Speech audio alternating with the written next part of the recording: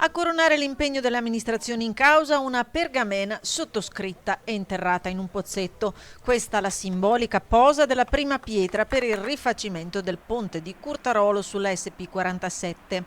Opera attesa e fondamentale per tutta la viabilità dell'Alta Padovana, che conta su un finanziamento di quasi 4 milioni di euro, oltre 2 milioni e 800 dalla Regione, risorse reperite con i fondi VAIA, e il milione restante della provincia di Padova. Un'urgenza per il territorio a cavallo tra i comuni di Curtarolo e Piazzola, a forte vocazione economica e con un imponente passaggio di mezzi. Sono circa 45.000 mezzi al giorno, come avrete visto, quindi un tratto importante ed è per questo che noi ci aspettiamo che da questa prima pietra ce ne siano poi tante altre, anche per renderlo molto più scorrevole. È un'arteria importantissima che non può essere interrotta e quindi la viabilità con la costruzione del nuovo ponte viene garantita. Poi più avanti sicuramente parleremo anche dello sviluppo e dell'ulteriore futuro della Valsugana. I lavori in appalto a Veneto Strade partiranno a giorni, saranno conclusi entro un anno. Nel frattempo l'auspicio è quello di contenere i disagi ai cittadini. Durante la chiusura del lato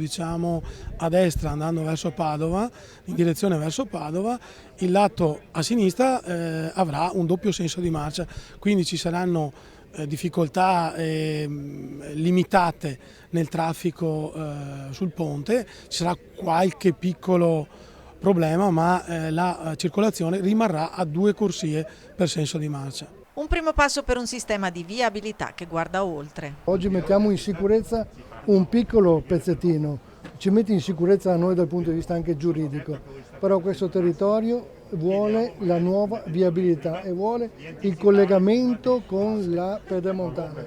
Non può rimanere un territorio padovano scollegato dalla pedemontana.